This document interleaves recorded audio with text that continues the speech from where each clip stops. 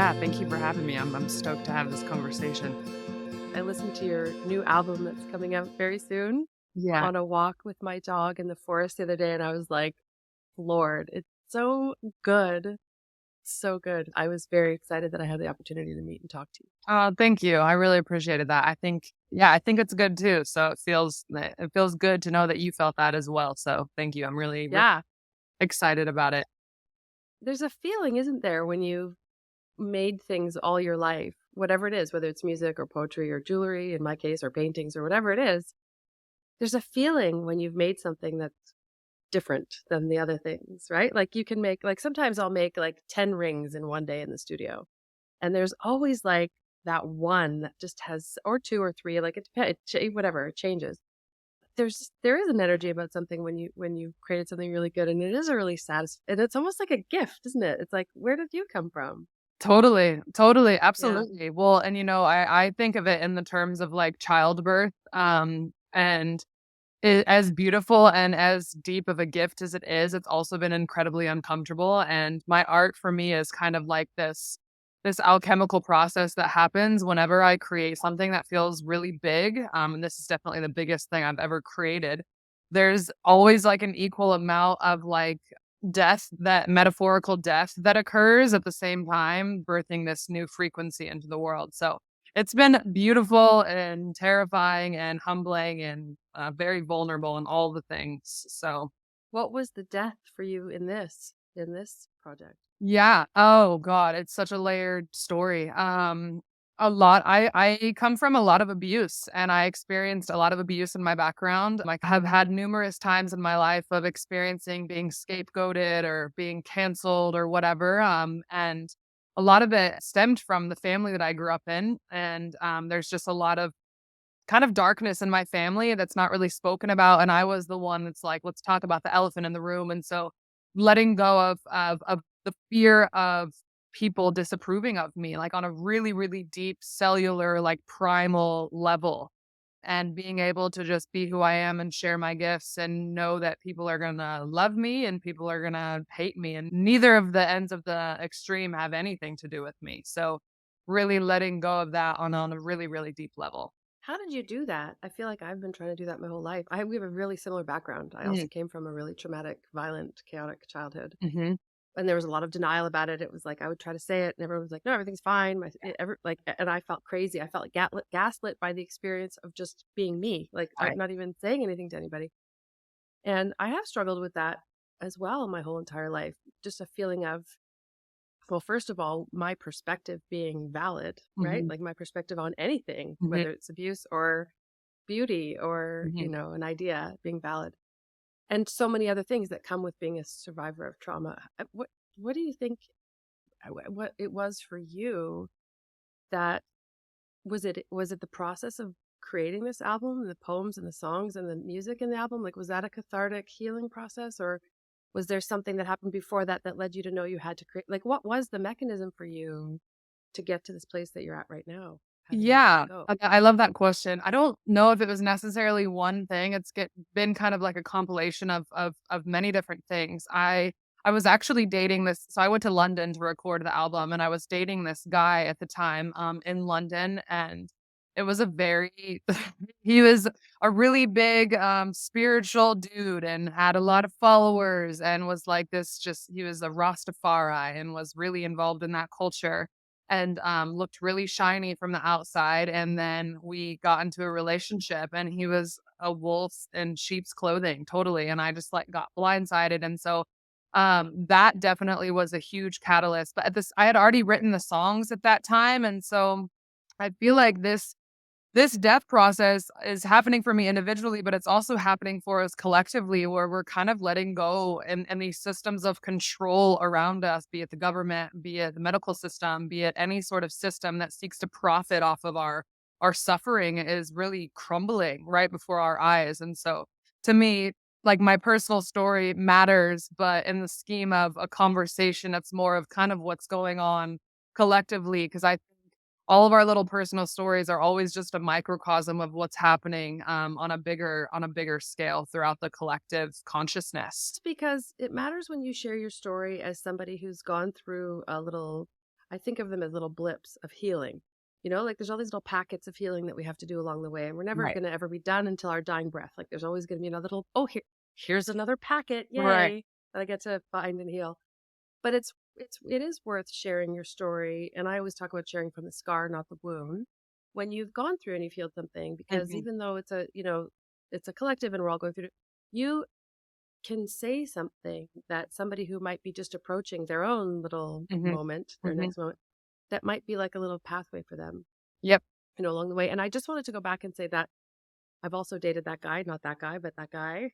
Yeah. And I don't want to have a huge conversation about it, but I did want to just say out loud for anybody who's kind of in that world, there is a way that people can go through a spiritual path, or Mhm. or a spiritual whatever, and learn the language so well that they can then, and if they're not healed and if they're really messed up inside themselves, the wolf in sheep's clothing in them can actually weaponize a lot of the language, a lot of the truths, a lot of the sort of divine truth that they, and that can be really dangerous. And for somebody who doesn't know that that's what they're doing, Yeah.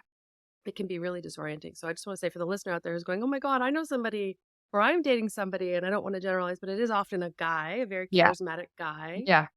who learns the language, and it can be very abusive. It can be really disorienting because you feel like you're crazy because they're saying all the right things, but they're, so I don't want to have we don't have to have a huge conversation about that. But I just want to say, for the person listening, you're not crazy if that's happening to you. Yeah, And just absolutely. want to say that. I totally echo that, and it's the spiritual fuckboys, pardon my language, that are oftentimes the worst because the language does.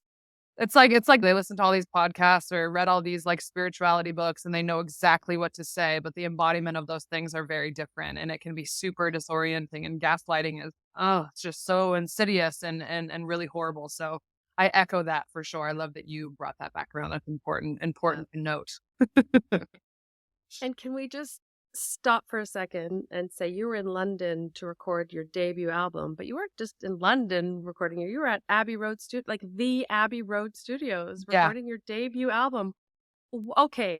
Like, what are you feeling about that? How did that happen? How do you feel? What was it like to be in that space? Yeah, Tell it me about was that. absolutely incredible, especially for my debut. I have an EP out, but like for a full-fledged album, it was absolutely just one of the most exciting moments of my life to be in those hallowed halls and see all the pictures of all the artists that have recorded there and just kind of feel that energy of the space. It was really remarkable. And I feel really fortunate to have had that experience, like not even a year into my music career. So it's pretty Amazing. wild. How did it happen? So, yeah, so I have a producer that I work with here in Texas. He owns Yellow Dog Studios, which is an incredible recording studio, and I'll definitely record a few of my future projects there, if not all of them. We recorded my EP at Yellow Dog, and so his name is Dave Percival, and he works at Abbey Road. He's been commuting there for like 30 years, and so there's a Oh, connection there, and he really believes in my message and the art that we create together. And so as soon as we recorded my EP, which was almost a year ago now, he was like, "We have to go to Abbey Road in the fall." And I was like, "Oh, okay, that's a stretch. Like, it's a lot of money, but I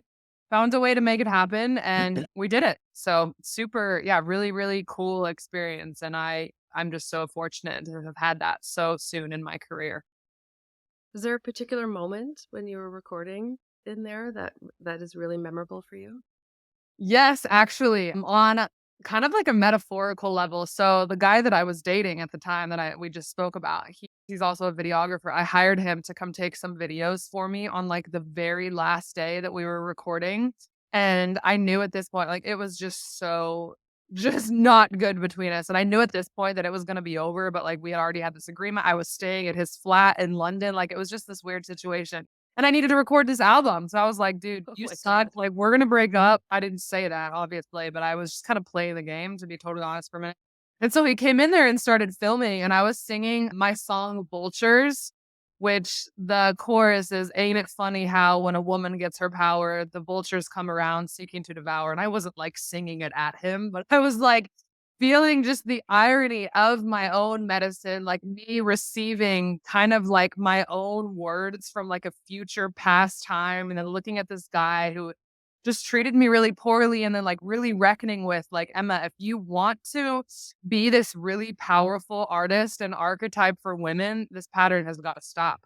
Like this dude has got to go. Like you're at Abbey fucking Road and you're hanging out with some bum. Like what are we doing? So well, there's many moments, but I think just because we were talking about him, that was the first one that kind of popped into my brain and just like total full circle moment for sure. I love those powerful moments. I Yeah, really feel like those moments are they're like gateposts along the way, you know? for sure. Yeah. I can't Absolutely. even so were you always a musical kid? Like were you making poetry and music when you were a kid or what?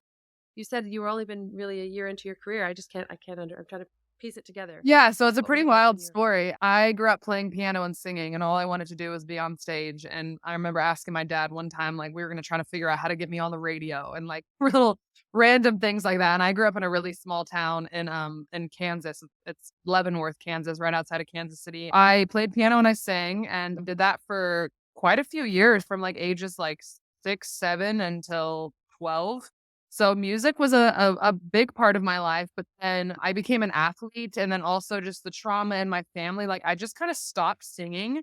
And also there was a lot of pressure put onto me from certain members of my family. Like it wasn't like, oh, Emma can sing. It was like, you better sing and like make our family look good. And so I didn't know Right. how to handle, like it wasn't me singing because it brought me joy. It was me singing to please the people around me.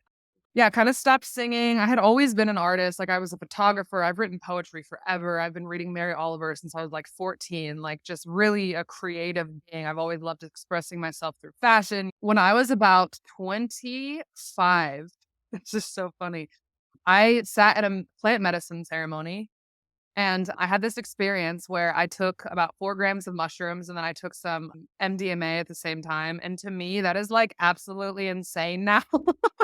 If I took and then live like I would just literally blast off the planet, like, I don't know how that's a lot for me. But I took these substances and I was in this ceremony in upstate New York because I was living in New York City at the time.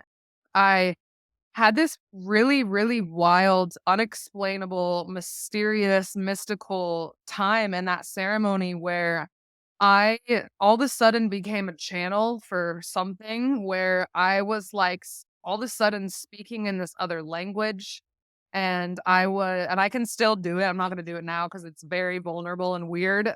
What I understand, it's like a combination between like Latin and this other, it's just very strange. My human brain cannot comprehend it. And I started singing in the ceremony in this language, and it lasted for about 14 hours. Like, everybody else was coming out of the ceremony, and I was, like, still just channeling, and what was so fascinating to me was the women specifically that were witnessing me were terrified. They thought I was possessed by a demon. They were like, "Oh my god, you need to tell this thing to leave," and I had never felt so secure in myself in my entire life. I was like, "Tell what to leave? Like, this is me." And I remember asking this energy, I was like, "What are you?" I don't know if you've ever done plant medicine before, and I know this is super esoteric. I remember asking, like, just kind of going inward, and I was like, "What are you?" And that part of me was like, "I'm your artist, and you need to sing. You need to sing. You need to sing. You need to sing."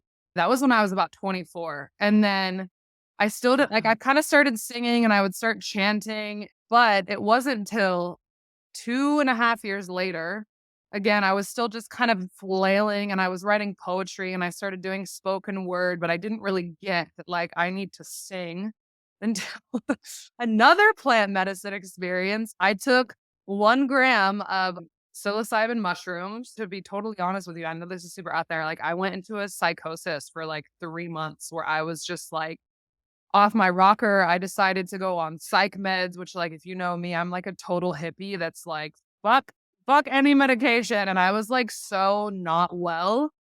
I went on a psych med. Anyways, long story short, during that time, I picked up my guitar because I had been playing for about 2 years, but none of this was happening consciously. Like when I picked up the guitar at 25, I wasn't like, I'm gonna be a singer and make albums. I was Right. just like, it'd be fun to like play the guitar because I know that I can sing. I picked up my guitar and I started putting my poetry to music. And it just was like this full circle moment where all of a sudden I started singing in a way that I had never heard myself before.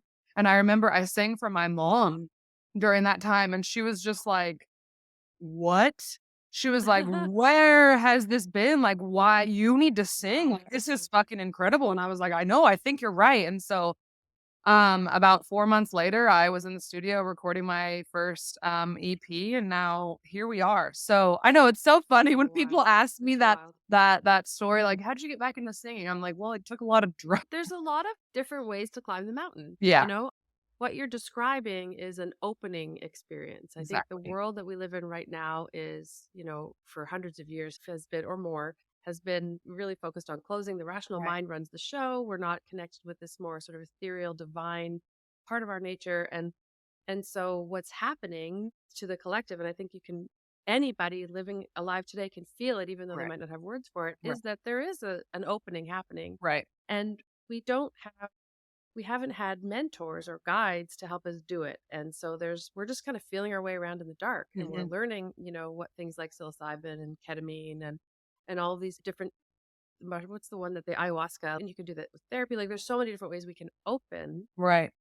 But I guess I'm very conservative. I'm a little bit of a nerd, and I'm a worrywart. I'm a Capricorn, and I worry about stuff. And so I've always sort of stayed away from. I mean, I'll admit it. I did have an experimental phase when I was younger, but I don't particularly enjoy the experience of, especially like I can't smoke weed. I just feel like everybody I doesn't can't like me, either. and I just not a good thing. Mm-mm. But I have to admit, I am a little bit more curious as I hear more about people talking about these journeys that they've gone on. Yeah, And I'm really interested when I hear about them being sort of assisted by other people who are yeah. like it's not something you should do in your closet by yourself at home. And I don't think anybody listening, don't take that. Em and I are Yes, not I'm saying you not should advocating go and buy a for bunch I of did. mushrooms. No one Oh, is, yeah, no one is suggesting you go do that.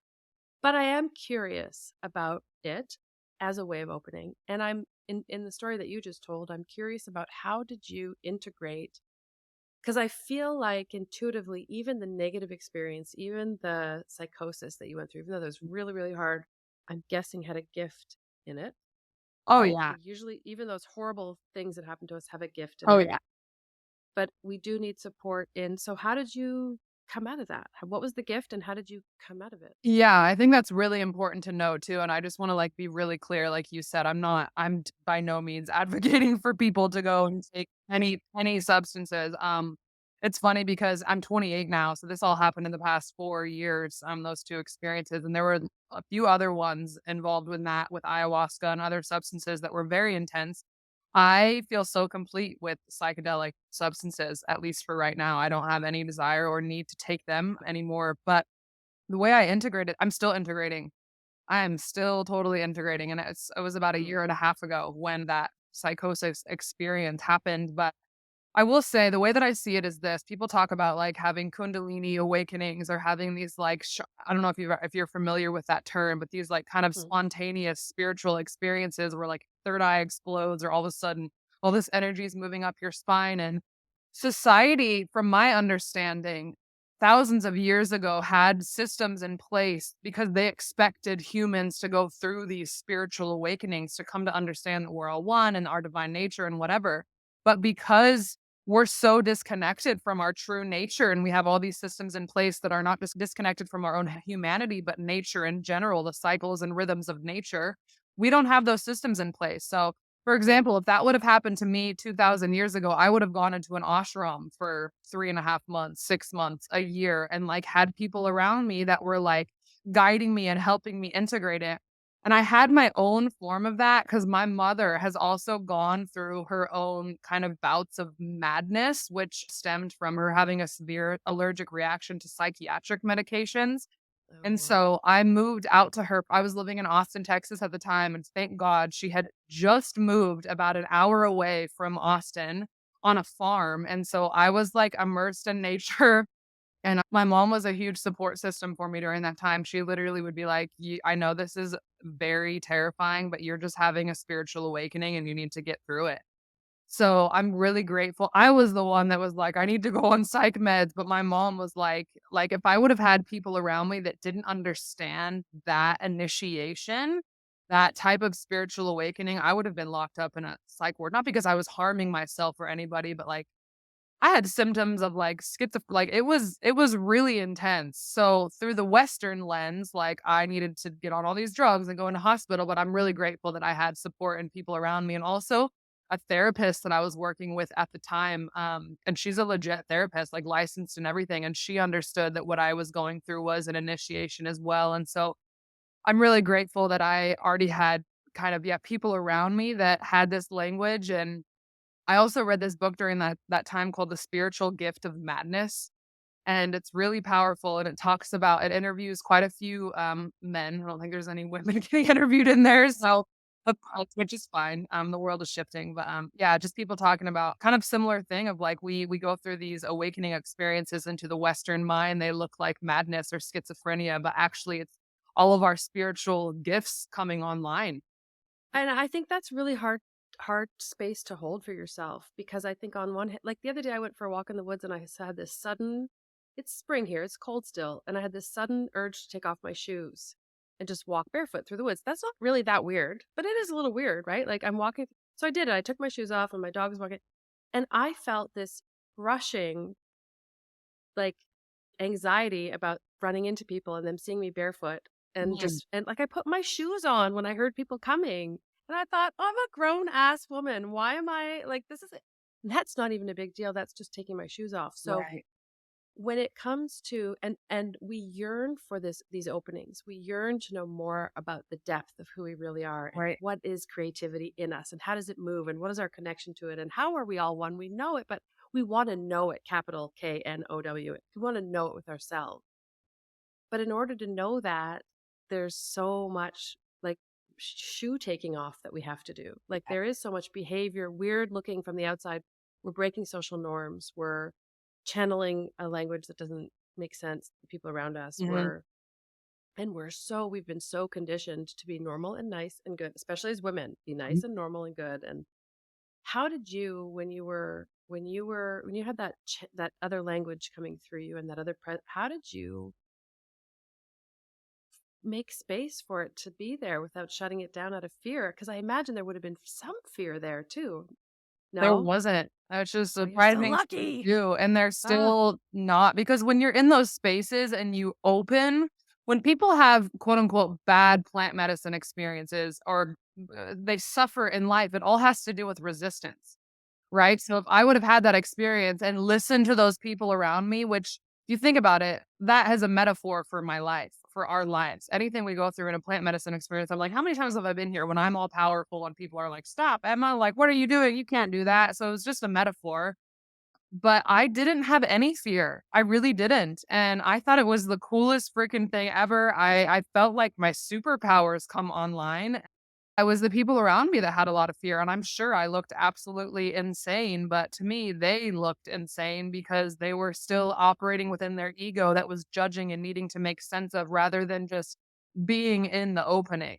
Like you're saying, I love that yeah. you keep saying the opening. So no, I didn't have any fear. My ego was out the door. I will say as I was integrating that experience, which I still feel like I'm even integrating that one, yeah, I've had times where I'm like, "What did I allow in? Like, what was that?" Am I like, if I have a day where I'm, like, depressed, I'm like, "Did I allow someone to come like, some energy?" But it's just, again, all stories. I come from a really intense religious background as well, so I was able to be like, "No, that's religion. Like, remember how you felt in that moment. That wasn't, like, a demon or something like that." What do you think? I mean, this is a very esoteric question and it's kind of impossible to answer, but what do you think creativity is, or what do you think it was that you're channeling? Like, there's this world that we live in that we've agreed on, like that where, the rational mind is running the show, like we were just talking about, and it's a lot of fear based, and it's a lot of like, well, this is the way it was before us, Right. and this is how it works, and this is the limitations of like, there's so many limiting beliefs, and Right. such a small lens of like, well, this is what's possible and how it is. Mhm. But we intuit. I think every single person on the planet intuits there's something more. We just Yeah. don't know, even if it's just that like, what is that feeling when you see the sunrise and like your whole being is filled up with like. So, what do you think it is that we're not seeing? Like, do you it's such a hard question to even ask, but I guess a good way of maybe asking it is, what do you think creativity is? Because I would say creativity is like another word is God or the divine or the Mhm. energy that's animating the universe. So, what do you think it is in relation to us, and how are we missing it so frequently? That's a really good question. I definitely would say that in my belief, it is absolutely the divine and God and nature. that feels tangible. What also feels true to me is that creativity is truth. And truth meaning whatever is present for a human being in the moment. Like for me, for example, when I'm on stage singing like my song Vultures, I'm like, this is my truth. Like, yes, this is a true experience for me. And that's a really fiery, powerful song. But then I also have this song on my album called Tell Me. And it's like super stripped down and it's me vulnerable. And the lyrics are literally like, can you tell me what you see when darkness is upon me? Like, tell me what you see when my mirror is blurry, when I can't see myself, like help me see myself. And so to me, creativity is about following the threads of what's true and allowing them to be seen. So that's why I love being an artist. I work with a lot of artists, but also like a lot of coaches and facilitators and healers. And I had this woman ask me one time, she was like, how do you show up fully authentically while also, like, having to be this, like, integrated facilitator? And I was like, "I don't even know what you're saying." Like, that's why I love being an artist is because I get to be all of it. I get to be the one that is suffering and is heartbroken and needs help or support. I also get to be the one that's powerful and doesn't need a man and is, like, on fire for life and passionate and sexy and kind of, like, tenacious. I get to be all of it. And so to me, that is what creativity is, and you can't even, as I'm sure you already know this, you can't define it, you can't it's different for everybody else. For some people, creativity looks like making a pie. For other people, creativity looks like me, like writing albums and poetry. I do think there is something different between creativity and, like, actual craft. I don't personally believe that everybody is an artist. Like, I don't really believe that at all, and I think that's beautiful that there is a lot of teachers out there speaking that. I think you can have the soul of an artist, but to me, we can't discount the hours and hours and hours of work it takes to master an instrument or to create an album. So I think that there's this like esoteric nature of creativity that's really beautiful. And we, of course, want to step into that and don't want to discount it. But then there's also something really important about mastering something. And I'm nowhere near mastering the guitar or piano or anything like that.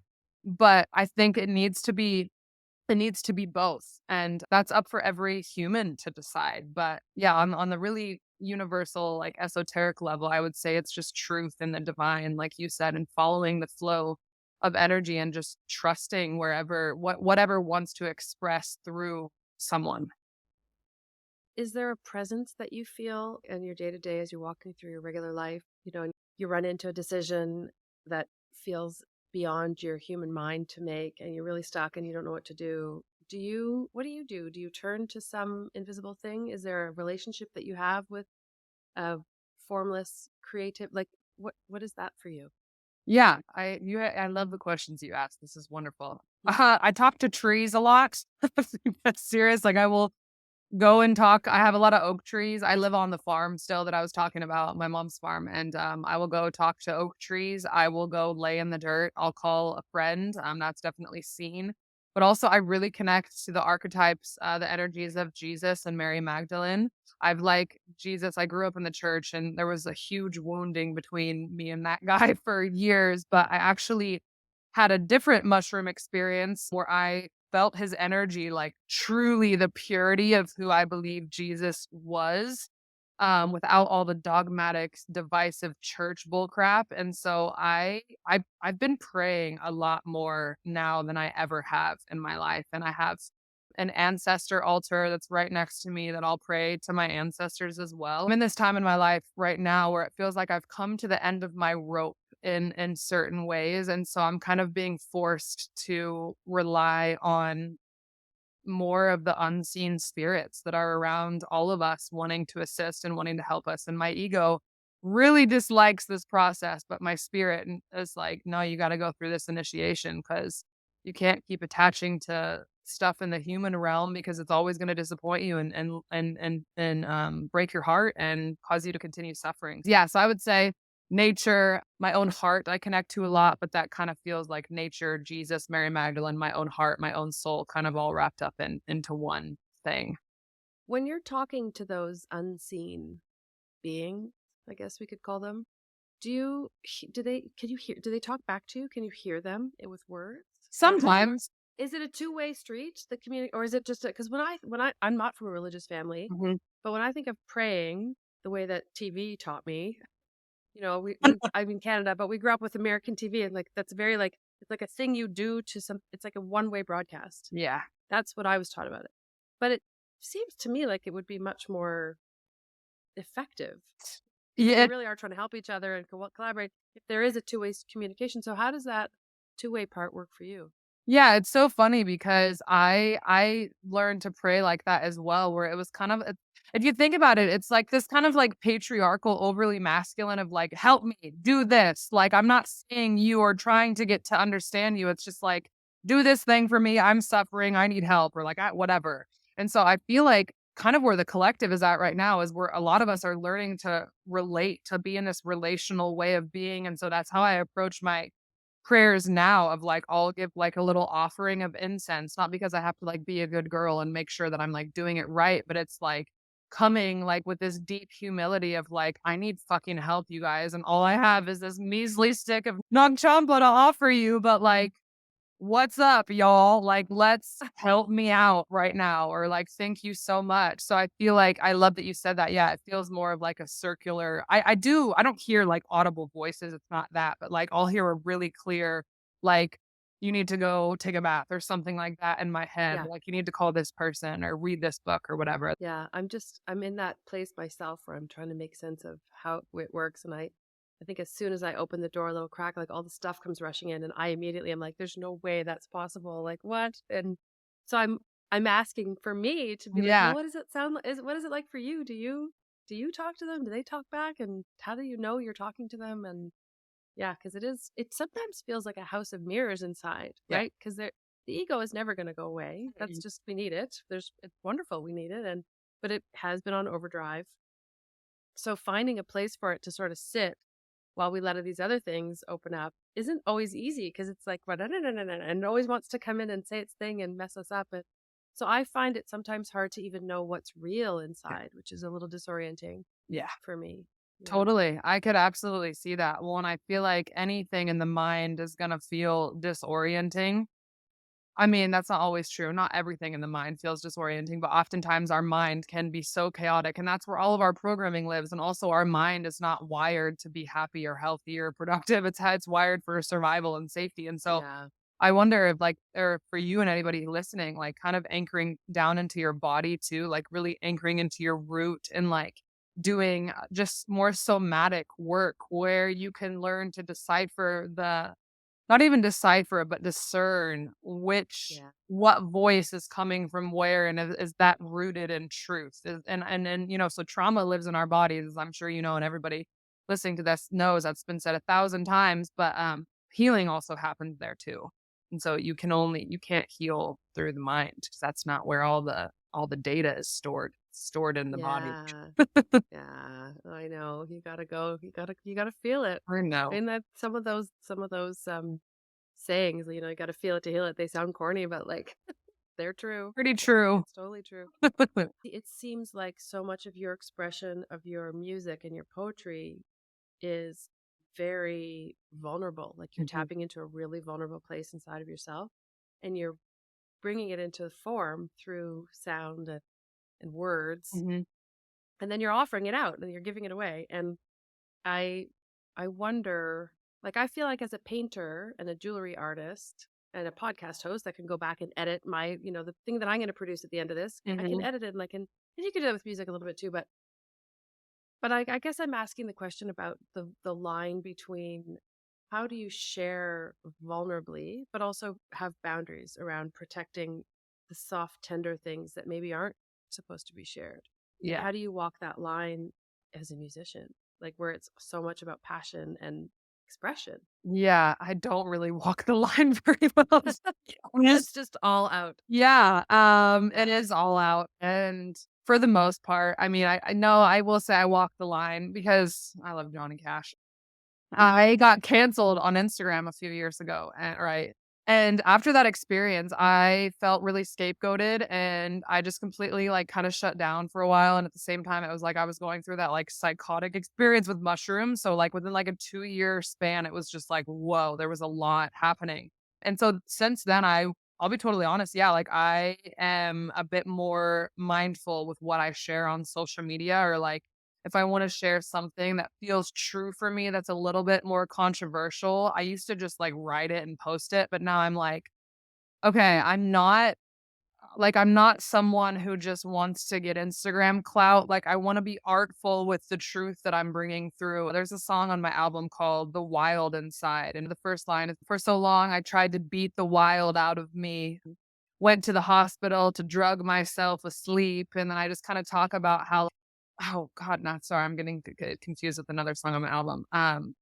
Dancing with now I gotta sing it. Because dancing with my oh, yeah, it's me talking about just, like, dancing with all these parts of myself, and in the chorus, it talks about, like, me dancing with my quote, unquote, "demon." And so, that is me, like, sharing a deep truth, but in a poetic way Right. where people and not that I'm not trying to not trigger people, because I don't really give a shit what people think about my art, but there's a line that I'm walking now where I will speak something or sing something that feels true to me, but it doesn't have to be so specific, if that Okay. makes sense. It doesn't have to be Yeah. me talking about politics or the medical system. It's me just bringing a different frequency through my body that if you have the frequency, the consciousness attuned to be able to see that and feel it, you'll know that I'm talking about all of it. I'm talking about Right. the dude that I dated. I'm talking about the medical system. I'm talking about all of it. And so it's all the same to me. I don't want to walk that line so much anymore because I do feel like a part of me is kind of hiding at the moment. But yeah, just still What happened? What was it? Did you share something that was too controversial, or why do you yes, think I you got did. I canceled? shared something that was too controversial. I talked about how I believe that transgender, and I'm just gonna be totally, again, honest. I believe that transgender people absolutely fucking exist and they have rights as well, and they should be able to express anybody should be able to express themselves exactly the way that they fucking want. They should be able to say, "This is what I identify as. Will you please call me that?" Absolutely. But what I was saying is that women people who were born in women's bodies and who still identify as women, we still need spaces that are just for us. That's what I Mm, said, and I stand by mm, that, and I believe that, and that's not me saying that people are not allowed to identify as whatever the hell they want. I will celebrate that. I'm like the self-expression, authenticity fucking queen, but women still need spaces that are just for us. mhm. And, I stand by that, and I don't have Yeah, any and there's shame. gotta be a way to accommodate everybody in that, which is Totally. what, I think I took my kids swimming the other day, and there's a really beautiful swimming pool near our house, it's a community center, and there's a men's changing room and a women's changing room, and then there's a gender neutral changing room that Hell you yeah. choose to go to if you want to go. There were a lot of teenage boys in that changing room. I'm not that's all I'm gonna say. And they were, looking at us, but yeah, I think there's a way of accommodating everybody. There's Totally. always a way. There's always a way. I think that that's part of our as trailblazers and wayfinders, which I think so many of us who understand what we're talking about, Mhm. and so many of the listeners who are drawn to this conversation intuitively understand we do find ourselves in territory that is scary and new, and we have to be the one with a voice, even though we're just often the wounded little girl Yeah. who, nobody stood up for me, and now I'm at the front of the pack, and I've got to stand up. It's just part of the path. Has that been hard for Totally. you? Oh, it's been so hard for me because I had nobody that did that for me when I was little. Both yeah, there's just trauma, like I said. So I'm learning still. I'm definitely by no means there, but I'm learning to be that for myself, and that's what I feel like the space that I'm in right now because I have a deep feeling knowing within my bones. I've known this since I was little that I didn't know that it was my music until now, but I have a feeling it's gonna be really big. I just know that with myself, and I don't know what that means. I could totally have my expectations blown. I don't know what big is, but I just know that it's going to touch a lot of people. And so I'm in this space now, kind of I was talking about this death process at the very beginning of the podcast of like if that's true and that's the destiny that I know I'm destined for, I have to be able to hold it. I have to be able to hold that little girl inside of me and to not give a shit what anybody else thinks. There's a quote from Maya Angelou where she says, "There's a place within you that you must keep inviolate," which is like there's a Mm, place within you that you must keep free of other people's shit. Like you've got to keep it clean and pure and not like in the puritanical sense, but just like true to you. And so I feel like that's the space that I'm in right now. And so yeah, I'm learning to hold that little girl in me. It's a weird world out there. We're living in some weird ass times. Well, yeah, and we are resolving decade lifetimes of trauma, Yeah. and most of it's not even ours. I Yeah. mean, we also inherited the culmination of it, Yeah. but so we're it's the image I have and that I had in therapy many years ago, and when I was the first black sheep in my family to, get into therapy and stop those patterns, was do you remember in Indiana Jones where there's that huge boulder rolling at them, and it's like Yeah. this, it's a crazy scene where there's just like this massive round rock and it's rolling, and the image I had, I get the chills when I tell you this. The image I had was that it was me standing alone, and I had to be the one to stop it, Mm. and that felt Wow. obviously wildly empowering but also terrifying. Like, is it going to squish me? Can I hold it back? Like, what, but there was no one was coming to save me. If this was going to stop creating You. terror, I had to do it. And I think that we're collectively in that place right now. Like this, where we are in our turn with humanity, with being humans on this planet, we have to resolve so much stuff that went wrong, and most of it's not ours. Mhm. And but no one else is going to come to do it, and there might not be anybody else to do it if we don't do it. Absolutely. So it kind of sucks, but it's kind of an honor, and it's like it's all of the thing. That's so true. Man, I so resonate with that. It's like, I feel like at the beginning of my spiritual awakening, I was like, yeah, I'm going to be the one, like, kind of similar, who's like, gonna heal all the shit and stop the generational trauma in my family. And more recently, I'm like, are you gotta be fucking kidding me? Because I'm just in a wave of that right now where I'm like, God, ignorance was bliss, man. What happened? Yeah, It's there's fucking always kids. more. Totally, and it's just really heavy stuff, and some of us, like yeah, like you and I come from also not just collectively it's a mess, but then, like, our own immediate families, it's like something's gotta give. There's a quote from another writer who was one of my favorites, Cheryl Strayed. She says that you can't change the cards that you were dealt, you just have an obligation to play the hell out of the ones that you're holding. And so I think of that quote often, and I'm like, "Okay, my soul chose these circumstances for a reason for my specific mission and path." And so, as sucky as it is sometimes and as heavy as it can feel, like I've just got to trust and we've just got to trust Yeah. each of our own individual journeys. Do you think there's a relationship between how big your channel is able to open and the trauma that you endured as a young person? Yes. I freaking love that question. I've never heard anyone I'm usually the one that kind of says that. I love We're meant to be friends, I I said. know, I feel it. I love that you asked that question because yes, I do. I know that in my being, and I see it as the more I mean, kind of just like alchemy, the more suffering and darkness that you're able to hold and transmute, the bigger your light. Like the darker the shadow, the bigger the light. I believe also on kind of like a practical level. And this is not to say, I want to make sure this is not me being like, I'm better than anybody or I have a brighter light. It's none of that ego shit. It just feels true for me. I believe that trauma creates energy and it's neutral. Yes, it's painful to our egos and we filter it through the mind and it's betrayal and it's trauma and it's darkness and it's suffering. But at the base level, it's just energy. And so I feel that for some of us who go through really intense suffering in life, we have a deeper well of energy to draw from. I never saw it that Yeah. way. Which isn't better or worse or right. It's none of that. It's just a deeper well of energy. I had to go to a deeper place inside of myself to survive when I was younger. And so the place that maybe you might meander to through a lifetime of meditating and going for walks and having an easy life and trying to open that way, maybe I was sort of forced to go into those depths just to survive Yeah. at the beginning. And I think it's probably a combination of both of those things in a way, Totally. because you're definitely like the energy thing is, I ding, like I just totally feel that that's true. That's how I felt when you asked the question. I was like, "Someone else, because 'cause I've not really I've said that to Yeah. women in my courses, but I've never had anyone else be like, "Yeah, that actually feels true for me as well." So that feels good that it's kind of in a similar, like, there's just people thinking similar things. Well, I think we're wrapped up in the rational mind is still running the show, even though we Right. dip into these other places. And the rational mind wants to blame, blame someone for it and be like, well, the trauma's bad.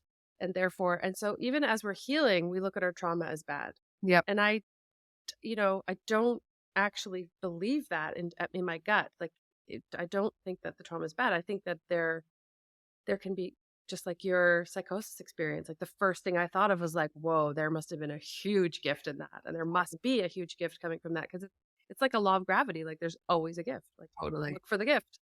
I Totally. always look for the gift. The first thing I do when something terrible happens now, it's like I had to teach myself how to do this, but it's changed everything for me. As I immediately stop and go, okay, well, you can feel all that crappy feeling in a minute, but wait, like, where's the gift? Can you see it yet? Like, is it? And sometimes it takes a minute. It doesn't show itself to you right away, but it's always there. Do you feel like because you said you had to train yourself to do that. Do you feel like for a while, just based on your history and things you've gone through, it was hard to do that? Was there any time in your life where you were like, fuck this, this is all just bullshit? Oh yeah, totally. Yeah. I was a victim probably for most of my life. Yeah. I was a full-on victim. There are still ways where it shows up for me now. Oh, poor me. You didn't have the mommy or daddy didn't do this or that when you were little, and you were on your own since I've been on my own since I was 14. And, you know, poor, what could you have done if you'd had a better starting, like all that. Sure. It comes up all the time, especially when I'm low. Yeah. And I did have to train myself how to do that. And I didn't believe it at first. Yeah. Like when I first started, it was definitely like an I think I can kind of moment. Yeah. Because I knew it in my mind. I knew that it was true that there's always a silver lining. Like there's just too many cliches, and there's too many old. A lot of them are true though. Yeah, it's true.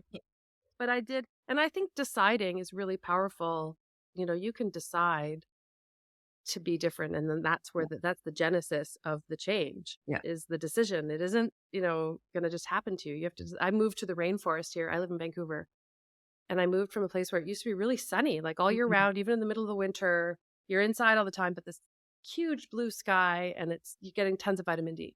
And I move here, and it's like I live in a rain shadow, and it's raining for 8 months of the year, and it's beautiful and green and lush, but like it's gray all the time. Right. And that did mess a little bit with my system. Like you have a different amount of light. And I went through a big trauma when I first moved here, and I was talking to somebody back home, and they were like, well, just come home. Mm. And I was like, well, but I am home. Like I just knew that I was home here. Mm. And I had this realization that if I was really going to let this be my home, I was going to have to find a different story around the rain. Like I couldn't not like the rain. So I decided to like the rain.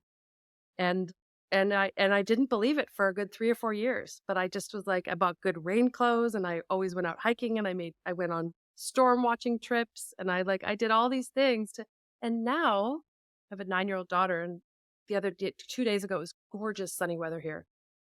And we were in the car, and we were like, oh, I don't know, are you ready for this? Are you ready for the good weather? Like we love winter so much that and Oh, it's like, but it almost happened, but you do have to decide yeah. to interact with something differently, with a belief differently. Like that's really the only way I think you can change it. I love that. I got a chills. It's so beautiful. I love that. That's such a beautiful, beautiful story. It's so simple. I find I made a tweet a few years ago that was like, the more that I go on my spiritual path, the more that I realize I know absolutely nothing.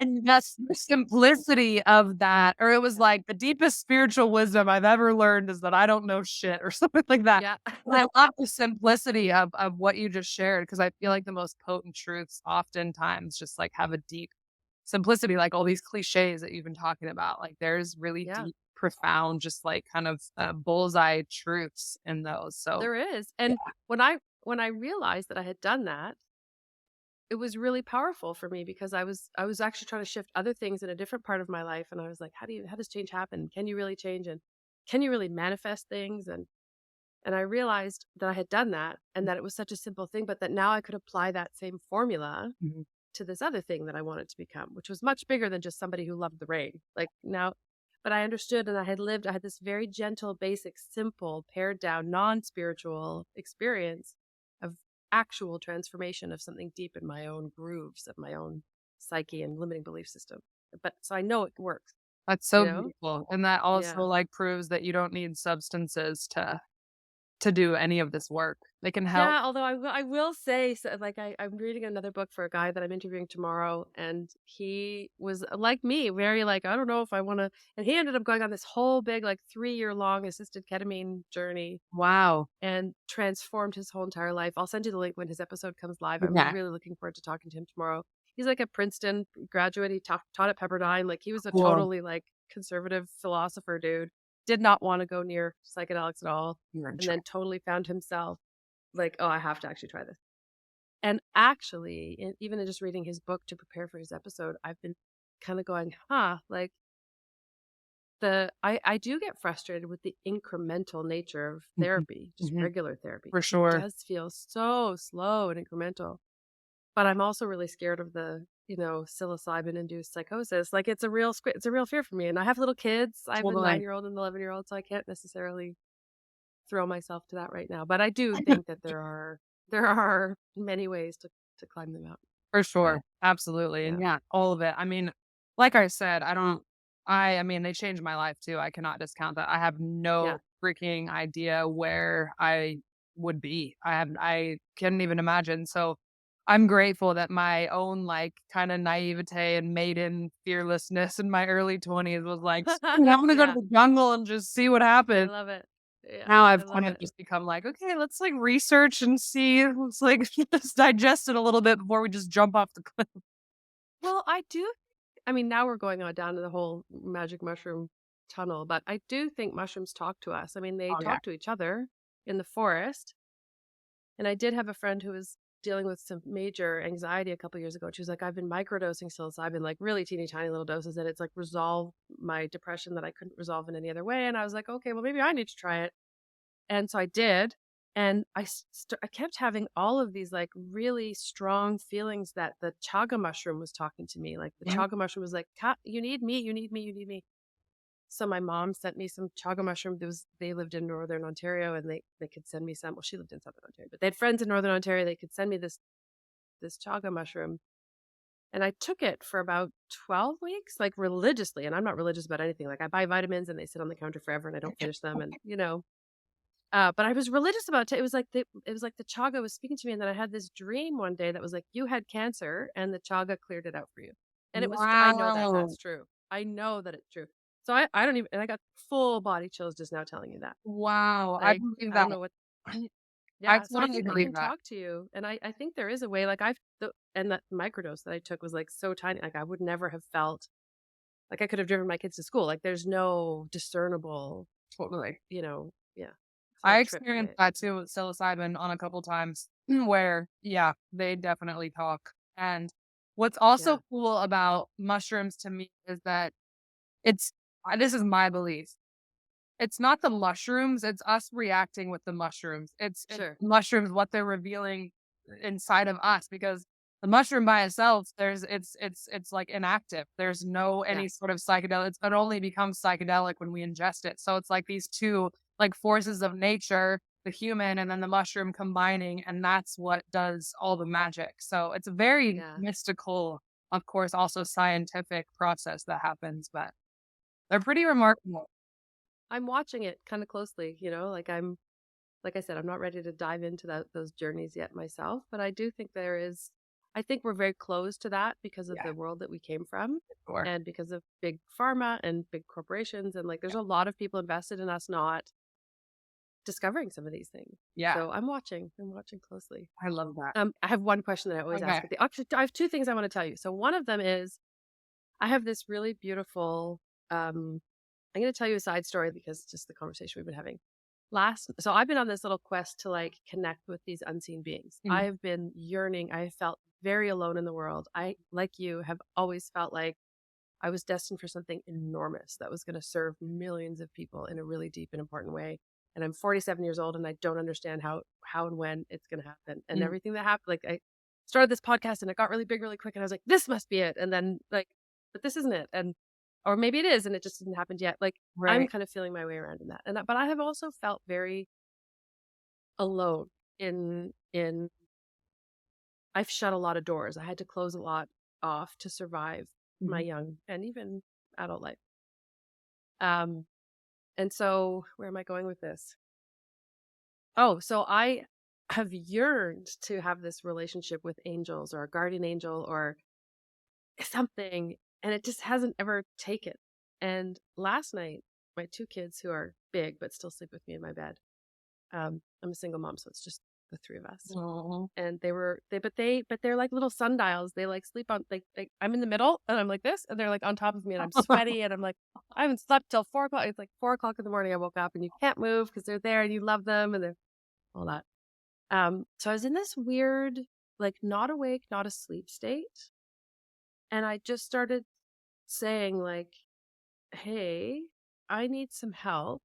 I need to this purpose thing, this big thing that I've been feeling that doesn't seem like it's happening yet. Like, if you see it too, like, I need help making it happen. Like, I know I can't do all the things by myself. And I think I said something about like, I'd love to call to me like the highest vibrational being that loves me and wants to help me with this. Mm, And right away, this thing showed up. And I can't believe I'm telling you this. I love this. Um, and it was like, oh my God, I've been waiting for you I can't help you unless you ask me to help you. And I've been waiting for you to ask me to help you. And I'm so excited. And there's all these things I'm going to do. And da, da, da.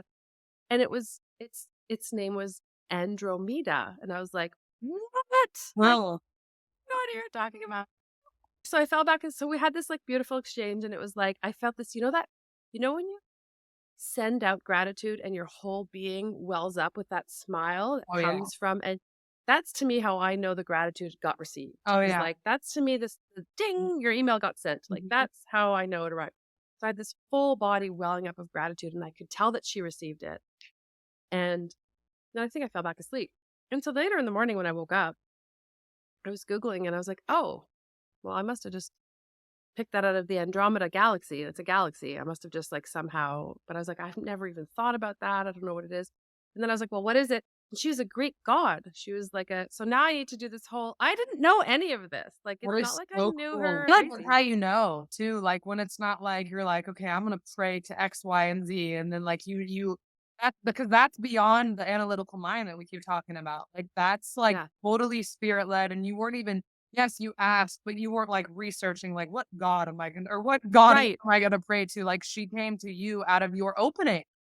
Yeah. That's really freaking That's how cool. I know. And I was thinking that when I was making the tea right before I was meeting you, I was like, I know that this is true. Like, there's no part of me that doubts it. There's no part of me that wonders if it was my mind.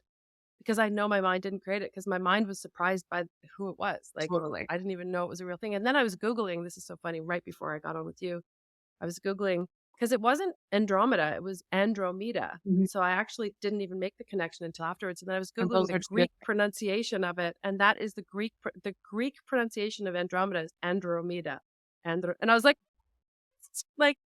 full chills. that So is she's so here with us. I wild. feel like she's here with us, yeah. Yeah, Thank you okay, for so sharing that with me. I love you're welcome. So I it. wanted to tell you that. And then I do this really like sweet prayer right before every conversation I have where I just say, in the name of this big feeling that I have, like, to be in service to all of these people that I know these conversations are going to be in service to in a way that we don't even understand right now. Let me say what needs to be said and hear from you what needs to be heard so that together we create something that is in service to all of these women everywhere that really need to hear it and be served by it and have the medicine, that they need from this. And then I pull an angel card from this. I have this little heart shaped bowl Aw. and I have my angel deck, and I've had this angel deck for probably 20 years. The card I pulled for us was commitment. Oh, wow. And it's a little angel sitting at her desk writing something on a page with her feather pen, and so many times throughout this conversation, I was just like, "Oh, I see how commitment, like you're talking about mastery with creativity and, commitment to, is it guitar that I want to commit to? Is it my voice that I want to commit to? Like, really, yes, I believe we all have creativity running through us. It's what's breathing your body. Like, you can't be alive without creativity Of in you. course. But artistry is different. Artistry and creativity are different. And to really commit to your artistry is an act of sacrifice and an act of not knowing and an act of just like giving yourself to the unknown. Yeah. And it does require a constant kind of so I just thought always this word that I pull for these conversations, it blows my, it's always perfect. I So literally I got wanted to tell chills. you that. I got chills Yeah. when you showed me and read the word because that feels it's just so funny, like, I'm in a place right now where I feel like nothing is happening and I'm like putting out these things and it's like slow and I'm like, when is it gonna happen? And that is literally, yeah, that's what I keep hearing is like, keep going, commit. Like Yes. you only you can stop you. Like none of this external shit, none of the validation matters. Yeah. Like it's so just commitment and keep going and just trust like hell, even when you can't see it yet. If you had access to a the billboard in my imagination is magical. It can change with whatever you write on it. And it can also reach into the heart of all of the people that we're talking to, not just the people in this episode who are listening to Mhm. our words right now, but like anybody in the world who's kind of yearning to have a more open channel, yearning to feel more connected, yearning to feel more brave to give themselves to this unknown thing that is creativity. But for all of these reasons, the conditioning that we've been through, the trauma that we've been through, the fear that we've been raised in and fed our entire lives, just don't feel that they're worthy, that it's possible, that there's a point to it, that it could happen for them, but that you could put something on this billboard that would reach into their heart and speak to them. What would you put on the billboard? I love that question too. Honestly, this is so like unspiritual. I think I would literally say, never let a motherfucker hold you down. Yes. Oh my God, I love it. And motherfucker meaning like people outside of us, the voices with MS, like just keep going. Like never let an MS hold you down ever. Because I I feel like love at it. least for me, when I'm in those moments of like, oh God, when is it gonna happen? Like I need the fire. So that's what I would put. I don't want someone that's like, you're gonna be fine. I need someone who's like, Yeah. listen up, biatch. Yeah. Like you're gonna be fine. Sorry, I've The cussed too best. much on here, but yeah, I love it. that's what I There's would a put. button for that. Okay, There's good. we'll just put the yeah, don't worry, it's fine. I love it. But Thank you so much. I've loved this oh, conversation. me too. Thank you so much for having me on. It's been such a joy to meet you and chat with you. And what's your Instagram? I did a whole Oh, where I just unfollowed everybody, but I'm slowly following people. yeah. So there's two. Well, there's one for the podcast, which Okay. is the Creative Genius podcast, but Right. my personal one is Kate Shepherd Creative. Okay. So Follow KATESHEPHERD Creative. So what is the best way for us to support you and your musical career and all the work that you're doing right now? Yeah. Definitely Spotify streams are what really help artists get festival placements and all sorts of things. So Spotify streams and then just sharing it, adding it to your playlist really helps. But I just launched a monthly membership. It's like Patreon, but I wanted it through my own web. I put it's like Patreon, but way fucking cooler underneath the little tab. I didn't I want love you. Patreon. They like take a lot of fees, and I'm just like tired of people taking fees. So I made it on my Same. own website. It's called Good The for Body of you. I Wild love it. Hearts. And it's $22 a month. And I'm like gonna be in there once a month with a call and I'll give poetry prompts and like just kind of an inside look to my own creative process. And we'll gather and I may lead movement classes. So it's just like a creativity church that Oh, I love it. created for a really affordable price. So that will also just help me support myself as an artist, but then give back to people through classes and prompts and all sorts of creative things. Okay, I'll put links to that in your show notes. Cool. Thank you so Yeah. much.